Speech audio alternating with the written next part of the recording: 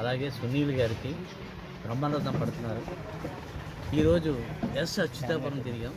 అక్కడ కూడా ప్రజలందరూ కూడా మన సంక్షేమ పథకాలకి జగన్ గారికి పాదాభివందనం చేస్తారు. అలాగే కన్నబాబు గారికి, ఎందుకంటే మనం ముఖ్యమంత్రి గారు పెట్టిన పథకాలన్నింటినీ సవ్యంగా జరిగేటట్టు చూసినటువంటి కన్నబాబు గారికి, అలాగే ఇప్పుడు కాబోయే ఎంపీ సునీల్ గారికి బ్రహ్మరథం పడుతున్నారు. ఎందుకు పడుతున్నారు ఏంటి?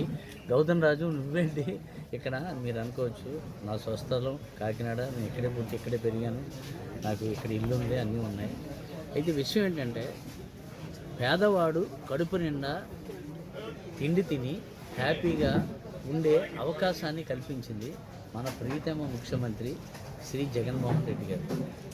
ఎందుకనంటే ఇప్పుడు ప్రతి కుటుంబానికి రేషన్ కానీ అమ్మఒడి కానీ ఏదైనా ఈ పథకాల ద్వారాగా అందరికీ ఇంటికి వెళ్ళి తలుపు తట్టి మరీ ఇస్తున్నారు. ఎందుకు ఇస్తున్నారు అని అంటే, పేదవాడు బయటికి వెళ్ళి కష్టపడి ఆ లైన్లో నిలబడి ఆ ఆఫీసుల చుట్టూ తిరిగే అవకాశం లేకుండా మంచి చేస్తున్నారు. ఇప్పుడు ప్రపంచంలో ఏ లీడర్కి రాని ఆలోచన రాజశేఖర రెడ్డి గారికి వచ్చింది. ఏంటిది? ఆరోగ్యశ్రీ.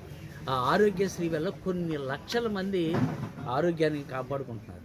అలాగే ఆ ఆరోగ్యశ్రీని మన ముఖ్యమంత్రి జగన్మోహన్ రెడ్డి గారు దాన్ని కంటిన్యూ చేస్తూ దాన్ని ఎంతోమందికి ప్రాణాలు నిలబెట్టినటువంటి మా గొప్ప వ్యక్తి. అలాగే కాన్స్టిట్యున్సీలో వాళ్ళ యొక్క కాన్స్టిట్యున్సీలో ఎమ్మెల్యేలు అంటే మన కన్నబాబు గారు ఆ పథకాలన్నీ సవ్యంగా జరుగుతున్నాయని చూసి అందరికీ సవ్యంగా పథకాలు అందేటట్టు చేసి ఈ యొక్క నియోజకవర్గాన్ని చాలా అభివృద్ధి పరిచినటువంటి వ్యక్తి కన్నబాబు గారు. అలాగే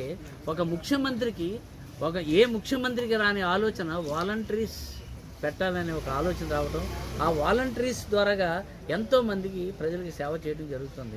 ఇంటికి దగ్గరికి వెళ్ళి ఒక కోవిడ్ వచ్చినప్పుడు ఏమండి, ప్రతి ఇంటికి వెళ్ళి మాత్రలు కానీ ట్యాబ్లెట్లు కానీ ప్రతి నిత్యావసర వస్తువులు అన్నీ అందించేటటువంటి వాలంటీర్స్ నిజంగా దేవుళ్ళతో సమానం.